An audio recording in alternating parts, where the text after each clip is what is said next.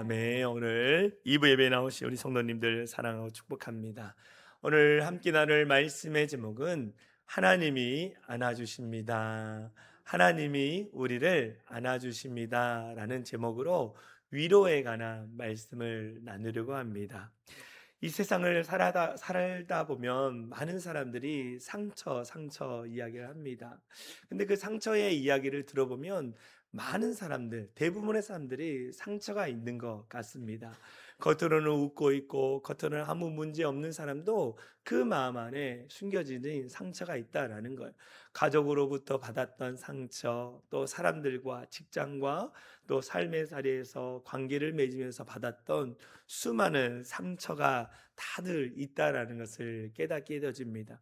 그러면서 우리는 인생을 살면서 상처를 가지고 살아가는 인생인 것 같습니다. 그 상처의 자리 가운데 필요한 게 무엇일까요? 위로라는 거예요, 위로. 많은 사람들이 말로 찾아와서 위로한다라고 하지만 그 말 속에 참된 위로가 없는 것을 보게 되어집니다. 오히려 그 말로 인해서 더 상처를 받는 것 같기도 해요.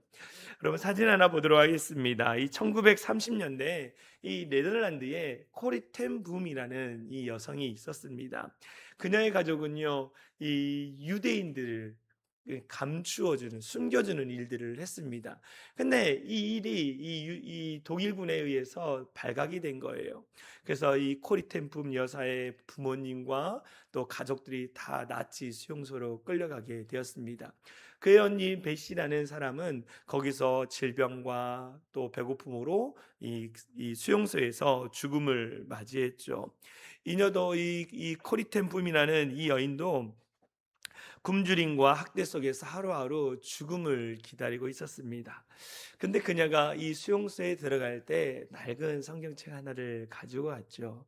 그래서 그 성경책을 밤마다 피면서 그곳에 있는 유대인들과 많은 사람들에게 성경 말씀을 읽어주기 시작했습니다. 읽어주면서 하나님의 위로하심이 왔는데 어느 날 자기 입술로 이런 고백을 하는 거예요. 그 어떤 구덩이도 하나님의 사랑보다 깊지 않다. 그 어떤 구덩이도 하나님의 사랑보다 깊지 않다. 하나님의 사랑이 깊고 넓고 정말로 우리를 더 감싸주는 그 사랑, 위로하심을 경험했다라는 것을 표현했다라는 거죠. 그녀는 인생에서 가장 참혹하고 가장 괴롭고 가장 슬픈 그 시간에 하나님의 위로하심을 경험했다라는 거예요. 위로의 하나님을 만난 코리텐붐 여사, 우리도 날마다 우리에게 주어진 삶의 자리 가운데에 위로의 하나님을 만나야 하는 거예요. 오늘날 이 시대를 찾아보니까 위로가 마른 시대라고 이야기를 하고 있습니다. 일자리 걱정, 집 걱정, 노후 걱정 속에서 사람들이 힐링이나 상담, 위로를 찾아 헤맨다라고 해요. 그래서 요즘 뭐 많은 사람들이 낯선 거리에서 허그를 하죠. 안아주는 일들, 아무 이유도 말하지 않고 그냥 안아주는 일들을 하는 것을 보게 됩니다. 또 많은 사람이 이 외로움이라는 것을 달래기 위해서 반려동물이나 반려 로봇 같은 거, 또 인형을 찾는 사람들이 늘어났다라고 합니다.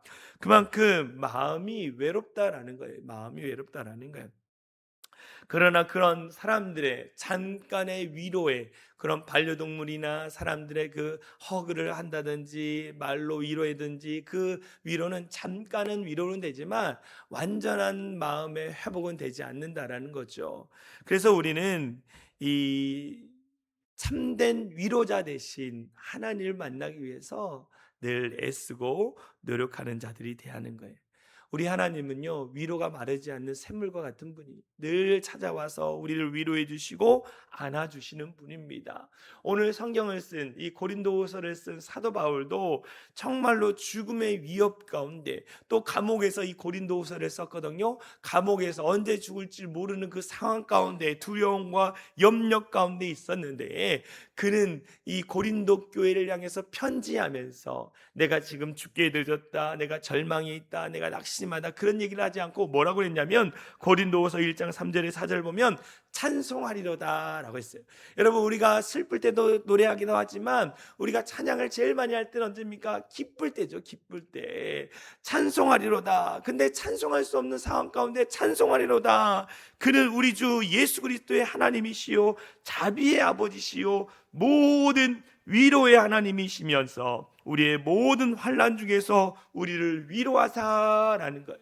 지금 절망이고 낙심이고 감옥이라는 그 상황 가운데 내가 하나님을 찬양합니다. 왜 그러냐? 내 상황 가운데 나를 위로해 주시는 하나님을 내가 이 자리에서 만났기 때문에 위로의 하나님을 내가 찬양합니다 라고 고백하고 있는 이 모습을 보게 되어집니다.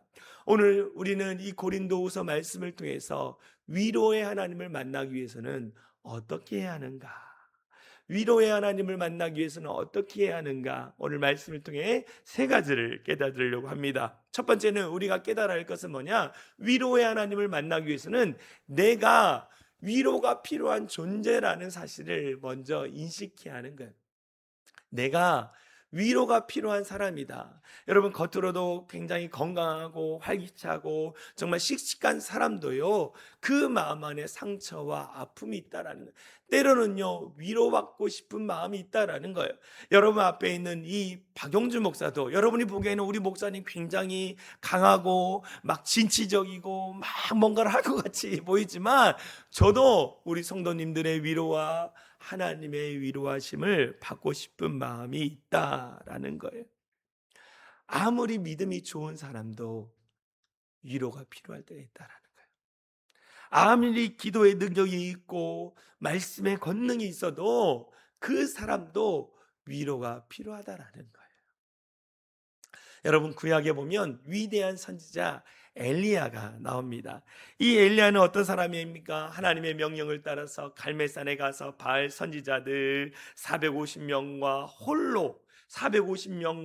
홀로 싸워서 이긴 사람이에요. 그러면 우리가 보기는 어때요? 믿음이 충만한 사람이죠. 영적으로 충만하고 하나님의 권능을 받은 사람이죠. 우와, 영적 거인이라고 말할 수 있는 사람이 엘리야였어요. 그런데 그 영적 전쟁 가운데 승리하고 나서 황후인 이세벨이 내가 가만두지 않겠다. 너를 찾아가서 죽이겠다. 너는 죽을 것이다. 이 말을 전한 거예요. 그랬더니 엘리야가, 영적 거장인 엘리야가 나를 죽여봐라, 그게 아니라 그 말을 듣고 두려움에 사로잡혀서 광야로 도망치는 내용이 나오는 것을 우리는 보게 되어집니다. 여러분, 영적으로 거장이죠. 엘리야가 450명과 대결해서 승리하는 영적 거장이었어요. 그런데 이세벨의 말 한마디에 죽음의 두려움에 사로잡혀서 그는 광야로 도망을 가버립니다. 광야를 가는데요, 두려움, 죽을 것 같은 두려움, 이세벨이 군대를 보내서 나를 죽일 것 같은 그 두려움 때문에 너무 괴로운 거예요. 너무 괴로우니까 하나님께 이렇게 고백합니다. 하나님, 지금 내가 너무 심히 괴로우니 내 생명을 거두어 주십시오 라고 하나님께 부르짖고 있어요. 하나님, 내가 이 죽음에 대한 두려움, 염려, 근심 때문에, 내가 낙심 때문에 너무 괴롭습니다. 차라리 내 생명을 거두어 주세요. 이렇게. 그때 하나님이 찾아오셔서 어떻게 하셨을까요? 야, 믿음의 사람이 뭐가 걱정이야? 이렇게 하지 않고요, 찾아오셔서 따뜻한 떡을 먹이시고 물을 먹이시고 잠을 재워주시고 찾아와 손을 잡아주셨어요. 너 왜 이렇게 믿음이 없니? 너 왜 그렇게 갈멜산에서 내 기적을 봤음에도 불구하고 왜 너 그렇게 무기력하게 살아가고 있니? 라고 말씀한 게 아니라 하나님이 찾아오셔서 따뜻한 떡을 먹이시고 물을 먹이시고 재워주시고 손을 잡아주셨어요. 이게 위로예요. 믿음의 사람이 왜 믿음이 그것밖에 안 되니? 영적인 거장이 왜 그것밖에 안 되니라고 말하는 게 아니라 찾아와서 손 한번 잡아주고 위로해 주셨다라는 거예요. 여러분, 누군가를 도울 때 우리는 대부분 해결책을 얘기해요. 저도 우리 아내가 뭔가를 저한테 막 이야기해요. 그럼 저는 해결책을 이야기해 주는 사람이더라고. 그런데 아내는 그거예요. 내가 해결을 원하는 게 아니라 내 이야기를 들어주고 공감해주고 당신이 힘들었겠구나라고 말해주는 거 원하는데 당신은 꼭 해답을 이야기해 주더라. 어느 날 저한테 이 얘기를 하더라고요. 아, 내가 그런 사람이구나. 위로받으려고 와서 이야기한 거를 위로해 주지 못하고 공감해 주지 못하는 제 자신을 봤어요. 제가 말씀을 준비하면서 내 자신이 너무 많이 보이더라고요. 여러분 대부분 그러지 않습니까? 남편분들이 와가지고 아내에게 뭔가를 이야기하는데 아내들은 막 정답을 이야기해요. 그냥 말없이 밥 차려주고 수고했어, 애썼다고 이렇게 하면 되는데 꼭 뭔가 해답을 얘기해 주려고 그래. 여러분, 정말로 참된 위로는요, 다가가서 손 한번 잡아주고 이야기 들어주고 공감해 주는 거예요. 에이, 내가 보니까 당신도 잘못했네. 이 말을 들으고 싶은 게 아니라 공감하고 위로해주고 이해받기를 원하는 거예요. 시편 기자가 이런 말을 했어요. 시편 34편 18절에 보면 이런 말을 합니다. 여호와는 마음이 상한 자를 가까이 하시고 충심으로 통회하는 자를 구원하시는도다. 하나님은 강한 자에게 가까이 가시는 게 아니라 마음이 상하고 찢기고 억울하고 낙심된 자에게 찾아가서 위로해 주시고 구원해 주시는 분이 우리 하나님이라는 거예요. 여러분, 갓난아기가 배고플 때 울잖아요. 그렇죠? 또 언제 웁니까? 안아주는 사람이 없을 때 울어요. 근데 엄마가 가가지고 울고 있는 아이를 그냥 안아줘요. 그리고 먹을 것을 그냥 좀 줍니다. 그럼 그 아이는 어떻게 해요? 잘 자요. 잘 자요. 하나님이 이처럼 우리 가운데 뭔가 큰 거를 요구하시는 게 아니라 해결이 원하는 게 아니라 우리에게 오셔서 고생했어. 수고했어. 내가 안아줄게. 우리는 영적으로 어린아이입니다. 그렇지 않습니까? 하나님 안에서 어린아이잖아요. 어린아이인 우리가 하나님 앞에 가면 하나님이 안아주신다라는 거예요. 안아주신다라는 거. 우리의 연약함을, 우리의 부족함을, 우리의 상처와 아픔을 가지고 하나님 앞에 가서 하나님, 이래서 힘들고 저래서 힘들고 나도 위로받고 싶습니다. 이렇게 솔직하게 고백할 수 있는 우리 모든 성도들이 됐으면 좋겠어요. 여러분, 성경의 위대한 인물들도요, 다 위로가 필요했어요. 누가 필요했습니까? 엘리야도, 다윗도, 예수님도 위로가 필요한 순간이 있었어요. 그때 하나님 앞에 머물렀죠. 그래서 하나님이 찾아오셔서 그들을 다 위로해 주시고 다시 사명의 길을 걸어갈 수 있도록 인도해 주셨다라는 거예요. 남 모르게 힘들고 어려운 상처로 힘든 시간을 보내고 있는 분들, 하나님 앞에 나아가 하나님의 위로하심, 하나님의 안아주심을 경험할 수 있는 우리 모든 성도들이 되어지기를 간절히 소망합니다. 우리가 두 번째 깨달을 것은 뭐냐? 하나님의 위로는 내가 지금 겪고 있는 그 고난보다 크다라는 사실을 깨달아야 한다라는 거예요. 우리가 겪고 있는 그 고난을 하나님이 모르실까요? 아니요, 하나님은 아시는 분이에요. 어떤 것으로 힘들어하고 아파하고 지쳐 있는지를 하나님은 잘 아시는 거예요. 근데 그 아시는 것도 끝나는 게 아니라 알고도 그 다음에 어떻게 하냐? 더 큰 위로하심으로 다가오신다. 고린도후서 1장 5절에 사도 바울이 이렇게 기도합니다. 그리스도의 고난이 우리에게 넘친 것은, 우리가 예수 그리스도를 믿음으로 말미암아 우리에게 고난이 넘친다라는 거예요. 우리가 받는 위로도 그리스도로 말미암아 넘치도다라고 말하고 있어요. 우리에게 인생을 살아가면서 우리는 고난을 겪습니다.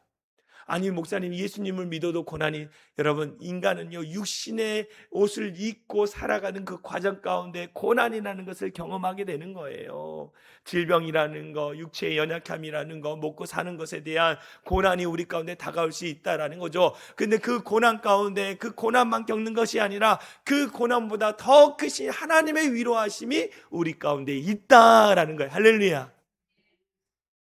하나님의 보호하심과 하나님의 안아주심이 우리 안에 있다라는 거예요. 우리가 자주 부르는 찬송가 413장 내 평생에 가는 길이라는 찬양가를 여러분 많이 아실 것입니다. 이 찬송가 413장 내 평생에 가는 길이라는 찬양을 쓴 사람이 누구냐면 호레이쇼 스펜포드라는 사람이에요. 이 사람은요 미국에서 유명한 아주 성공한 변호사였습니다. 근데 그가 성공의 가도를 달리고 있는데 어느 날 화재 사건이 난 거예요. 그러면 전 재산을 다 잃게 되었습니다. 그러고 나서 며칠이 지난 다음에 아내와 네 딸이 이 인도양을 건너는데 대서양을 건너는데 이 배가 침몰하게 되는 거예요. 그래서 네 딸을 다 잃고 아내만 살아남았습니다. 그래 아내가 전보를 보내줘요. 여보, 사랑하는 딸들이 다 바다에 잠겼습니다. 저만 홀로 살았습니다. 당장 이곳에 와주세요. 그래서 스탠포드가 배를 타고 대서양을 건너는 거예요. 건너는데 마침 자기의 딸들이 음, 수장되어 있는 곳으로 지나게 되는 거예요. 그것을 지나는데요, 아비로서 펑펑 눈물 흘리는, 하나님, 이 우리 딸들을 왜 데려가셨습니까? 슬프고 고난과 괴로움 가운데 그 배 가운데에 하나님께 부르짖었어요. 하나님 원망하고 하나님께 부르짖을 때에 하나님이 그 가운데 찾아오셔서 그를 위로해 주시죠. 그래서 그때 하나님의 그 위로하심을 경험하면서 썼던 찬송가의 가사가 내 평생에 가는 길 순탄하여 늘 잔잔한 강 같든지 큰 풍파로 무섭고 어렵든지 나의 영혼은 늘 평안하다. 내가 생각지 못한 내 자녀를 잃고 화재의 사건이 일어나고 인생을 살아가면서 겪게 되는 수많은 고난 가운데도 내가 평안할 수 있는 이유는 뭐냐? 주님이 나와 함께 하시기 때문이다. 주님의 위로하심이 내게 있기 때문이다라고 그가 고백했다라는 거예요. 여러분, 이 고백을 우리가 할 수 있을까요? 제가 말씀을 준비하면서 나는 과연 어땠을까? 아마도 마음에 평안함이 없을 수도 있을 것 같아요. 그렇지만 믿음으로 기도하고 믿음으로 기도할 때에 그러한 일이 일어날지라도 내 마음에 하나님의 위로하심이 끊임없이 부어질 거라는 확신이 있는 거예요. 그러면서 내가 회복되고 치유되는 은혜가 있을 것이다라는 제 나름대로 해석을 하게 되었습니다. 그 시간에는 고난이 크고 아픔이 크지만 결국 하나님의 위로하심이 그 고난을 이기게 하신다. 할렐루야. 여러분, 이 사실을 분명히 깨달았으면 좋겠어요. 그래서 우리 하나님께서요, 우리에게 날마다 위로하기 위해서 이 땅 가운데 성령 하나님을 보내주셨어요. 그래서 예수님을 성령 하나님을 뭐라 그러냐면 보혜사라고 말씀하셨어요. 이 보혜사라는 이야기는 무엇입니까? 내 곁에서 늘 함께 하시며 나를 도우시고 나를 위로하시는 분이 성령 하나님이라고 말씀. 성령 하나님이 늘 우리 가운데 함께 계셔서 우리의 상한 마음을 치료하시고 우리의 낙심의 마음, 절망의 마음을 회복시켜 주시고 우리의 육신의 연약함을 치유해 주셔서 우리가 다시 힘있게 살아갈 수 있도록 이끌어 주신다. 참된 평화로 이끌어 주신다. 할렐루야. 성령 하나님이 지금 이 시간에도 여러분 마음 가운데 함께 하십니다. 할렐루야. 그래서 여러분 평안함 가운데 살았으면 좋겠어요. 성령 하나님, 내 마음을 위로하여 주시옵소서. 누구도 알지 못한 이 상처로 말미암아 내 마음이 심히 괴로운 때에 성령 하나님이 다가오셔서 나를 위로하여 주시고 나를 회복하여 주십시오라고 이렇게 기도할 수 있는 우리 모든 성도들이 되어질 간절히 소망합니다. 우리 마지막으로 깨달을 것은 뭐냐? 내가 받은 위로를 흘려보내야 한다라는 거예요. 내가 위로받고 끝나는 게 아니라 내가 하나님의 그 놀라운 위로하심을 경험했다면 내가 다른 사람들에게 가서 간증하는 거예요. 내가 이런 아픔, 이런 고통, 이런 절망이 있었지만 그러나 내가 이렇게 회복됐습니다. 내가 이렇게 자유함을 경험했습니다. 당신도 예수님 만나고 하나님의 위로하심을 경험했으면 좋겠습니다 라고 이렇게 고백했으면 좋겠어요.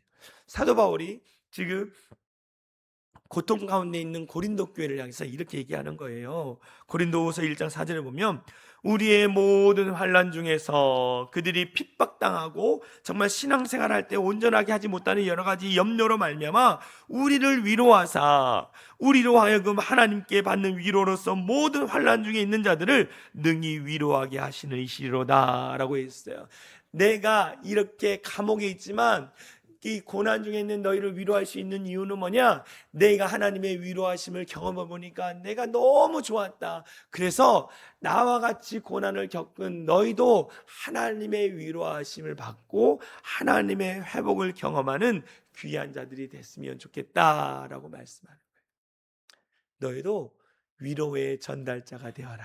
위로의 전달자. 여러분들은 하나님 이곳에 부르셨어요. 그래서 은혜 받게 하시고 충만케 하시고, 그래서 여러분들이 여러분의 삶의 자리에 가서 여러분의 가정에 있는 남편과 아내와 자녀와 부모님들을 위로하라고, 위로의 전달자로 여러분을 사용하신다라는 거예요. 이 사실을 우리가 분명히 깨달아야 돼요. 여러분, 이 저수지에 물이 있지 않습니까? 그 물이 강물을 흘러 각 논밭으로 가야지 열매가 맺잖아요. 마찬가지 우리의 위로의 그 은혜가 우리를 통해서 우리의 가정에 흘러가야만이 그 가정 안에 귀한 하나님의 열매가 맺을 수 있는 거라는 거예요. 예수님께서 들려주신 선한 사마리아의 비유를 여러분 기억하십시오.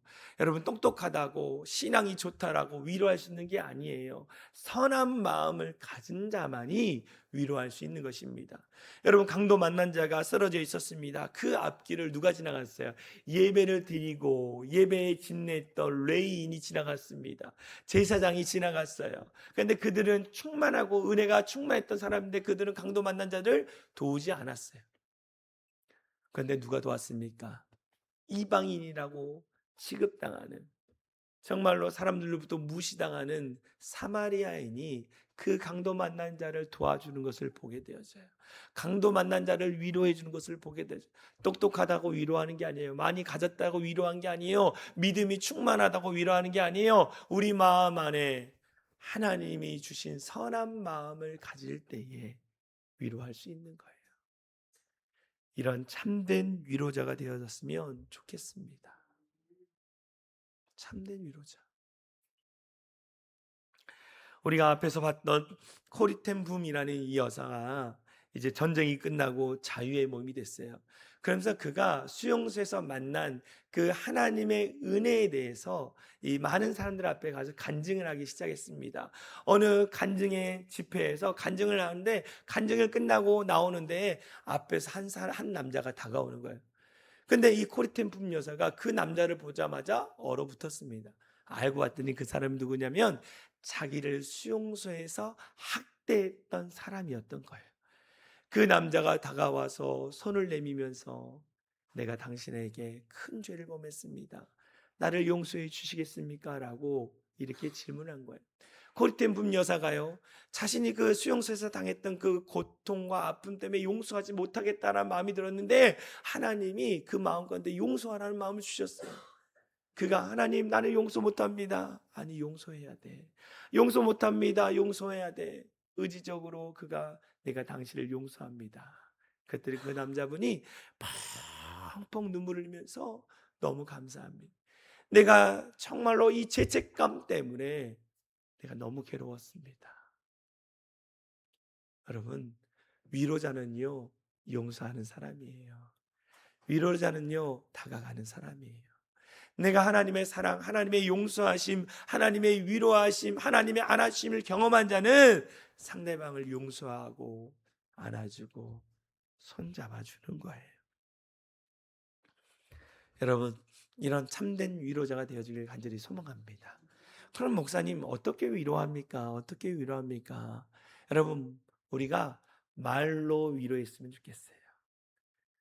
다른 사람의 흠을 찾아서 깎아서 자꾸 깎아내리는 게 아니라 그 사람의 장점과 그 사람이 잘한 일을 찾아서 자꾸 칭찬하고 격려하고 세워주는 일들을 했으면 좋겠습니다. 옆에 사람을 바라보면서, 주변 사람들을 바라보면서 당신이 있어서 너무 행복하고 내가 기쁘고 함께 신앙생활에서 너무 즐겁습니다. 사랑하는 당신이 열심히 일해서 돈을 벌어와서 우리 가정이 이렇게 행복합니다. 당신이 집안 살림을 너무 잘해서 행복합니다. 여러분, 이 말하는데 돈이 들어가네? 돈 들어가지 않잖아요. 말로 위로하고 격려하는 우리 모든 성도들이 됐으면 좋겠어요. 자꾸 비판하고 정죄하려는 말을 할 때마다 하나님께 기도해요. 하나님, 내 입술에 파수꾼을 세워주세요. 자꾸 정죄하고 비판하고 자꾸 흠을 찾아내는 내 입술에 파수꾼을 세워주세요 라고 기도하래요. 여러분, 말로 위로하십시오. 다음에 또 뭐냐? 말씀으로 위로하십시오. 말씀. 여러분, 말이라는 건요, 잠깐 위로받고 잠깐 사라져요. 그런데 하나님의 말씀으로 위로하게 되면 그 근본적인 문제가 해결되는 거예요. 그래서 시편 기자가 이렇게 얘기했어요. 119편 50절에 이렇게 얘기합니다. 이 말씀은 나의 고난 중의 위로라. 주의 말씀이 나를 살리셨기 때문이다. 사람의 말은 잠깐 바람처럼 스쳐 지나가지만 하나님의 말씀은 우리의 영혼의 심령 가운데 내려서 고난 중에 나의 뭐라고 그랬어요? 위로라 라고 그랬어요. 위로. 여러분, 하나님의 말씀으로 위로하는 우리 성도들이 됐으면 좋겠어요. 제가 병원에 입원한 분들을 가면 성경책을 꼭 가져가서 성경의 말씀, 시편의 말씀이나 또 공감복음의 말씀을 늘 한 절씩 읽어드리고 위로해요. 내가 기도하지만 하나님의 말씀에 의지해서 하나님의 위로하심이 있기를 소망하는 마음으로 말씀으로 위로하는 거예요. 그 말씀이 우리의 심령에 박혀서 참된 위로를 받아 회복되는 우리 모든 성도들 되어지기를 간절히 소망합니다. 여러분, 위로받으려는 사람은요, 많은 걸 원치 않아요. 막 그 사람이 뭐 일확천금을 주고 먹을 걸 왕창, 그게 아니라 그냥 말 한마디, 손 한번 잡아주고, 하나님이 엘리야에게 다가와서 따뜻한 떡을 주고 물을 주고 재우고 손 한번 잡아줄 때 많은 사람들은 그걸 원하는 거예요. 뭐 큰 거를 하기 원하는 게 아니라 그런 말 한마디, 손 한번 잡아주는 거, 그런 참된 위로자가 되어지기를 간절히 소망합니다. 오늘 세 가지를 깨달아야 합니다. 우리 모두는 위로가 필요합니다. 옆에 사람 보면 다 위로가 필요한 사람이에요. 위로해 주십시오. 그러나 하나님의 위로가 임하도록 다른 사람을 위해서 기도해 주십시오.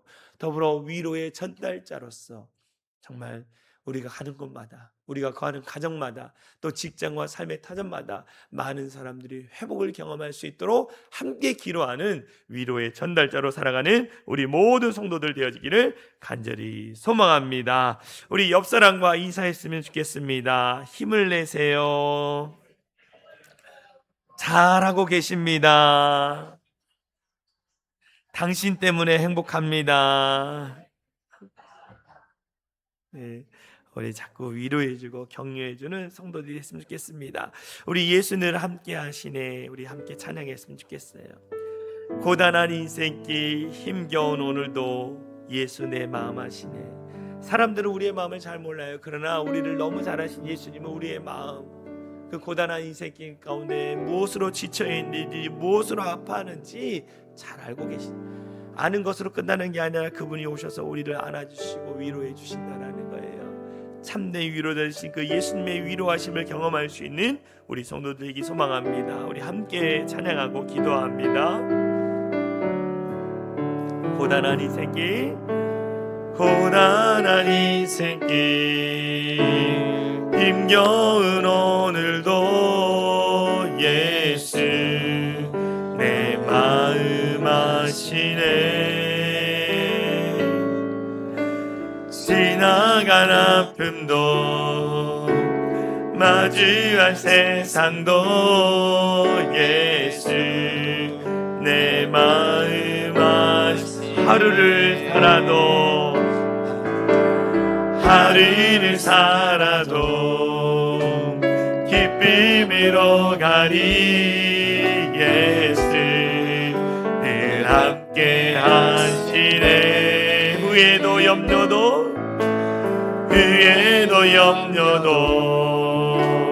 온전히 맡기니 예수 늘 함께 믿음의 눈을 들어 믿음의 눈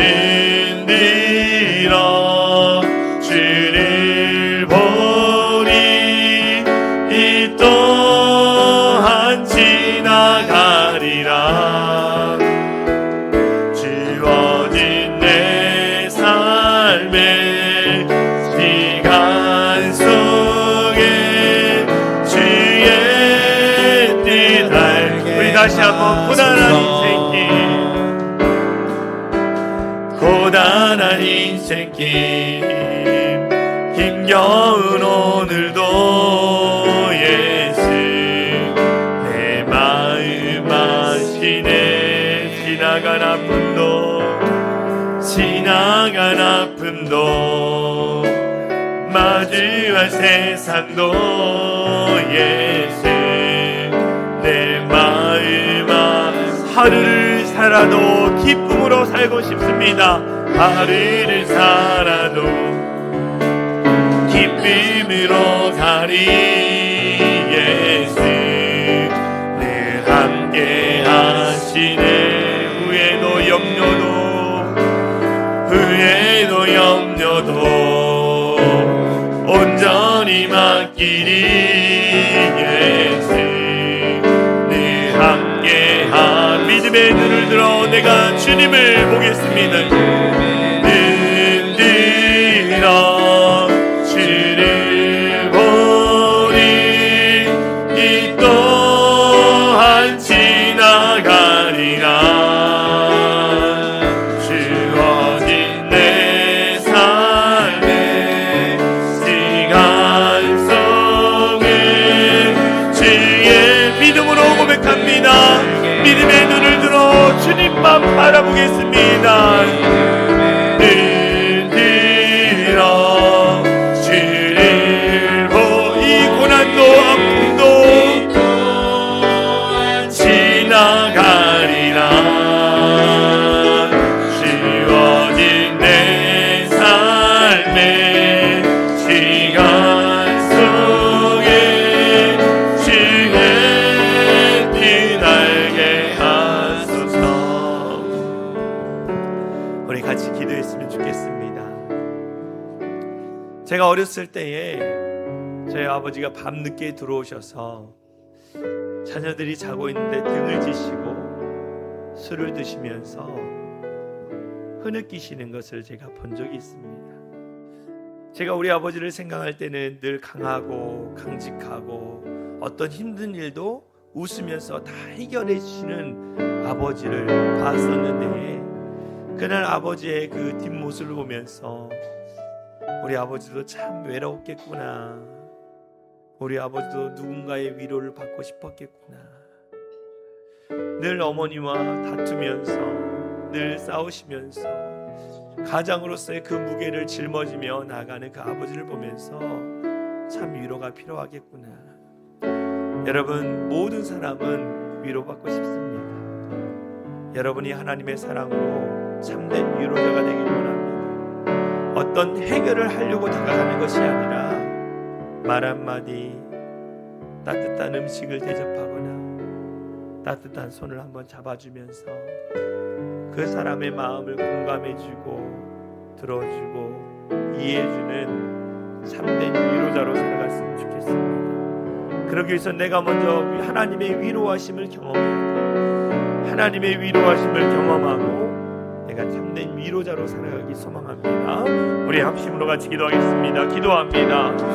사랑하리가 마신 하나님 감사합니다. 인생을 살아가면서 수많은 문제와 어려움으로 말미암아 때로는 지치고 때로는 낙심될 때도 있습니다. 그때마다 하나님의 위로하심이 우리 성도들 가운데 있기를 원합니다.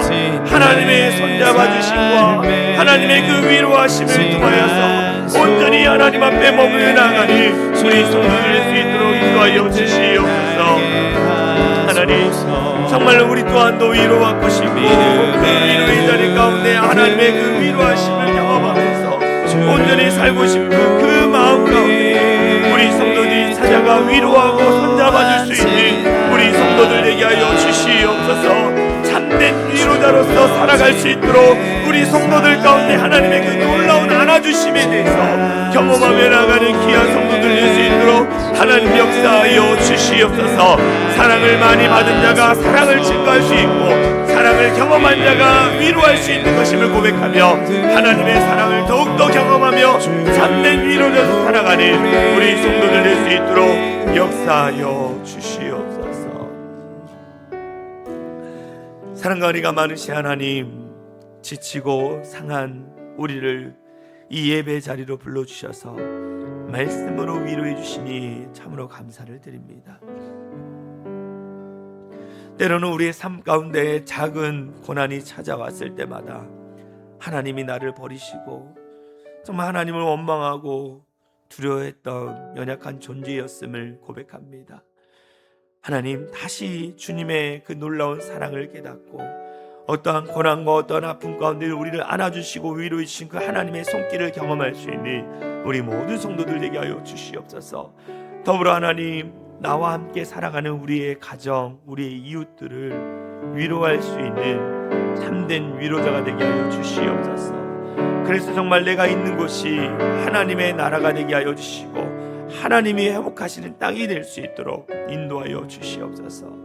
하나님, 정말 남 모르게 눈물을 흘리고 정말 어려운 가운데 있는 자들 우리가 찾아가서 손잡아주고 함께 눈물을 닦아주며 위로해 줄 수 있는 참된 위로자로 살아가서 정말 함께 하나님의 사랑을 누리며 나아가는 복된 성도들 되게 하여 주시옵소서.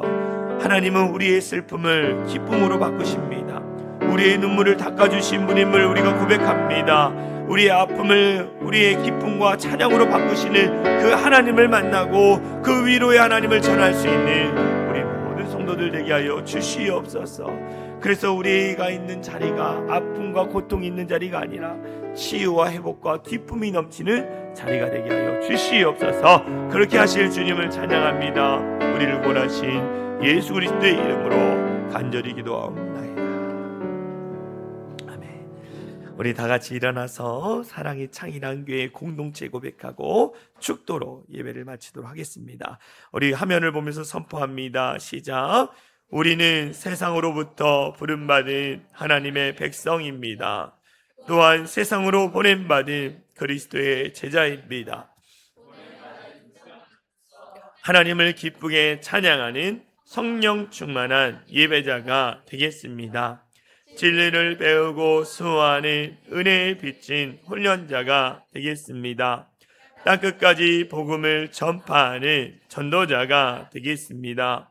이웃의 아픔을 함께하는 치유자가 되겠습니다. 온 성도가 하나 되는 화해자가 되겠습니다. 사회적 책임을 다하는 수명자가 되겠습니다. 그리하여 주의 나라가 이 땅에 임하며 하나님을 영화롭게 하는 교회 공동체가 되겠습니다. 아멘. 이제는 우리 주 예수 그리스도의 은혜와 하나님 아버지의 극진하신 사랑과 성령 하나님의 감화감동 역사 충만한 은혜가 오늘 말씀을 통하여 우리에게 참된 위로자가 되시는 하나님을 만나 위로받고 받은 위로를 이웃에게 흘려보내기로 결단하며 돌아가는 모든 성도들 머리 위에와 그들의 가정, 그들의 삶의 터전 위에, 그들의 자녀들 위에 이제로부터 영원토록 함께 하시기를 간절히 축원합니다. 아멘.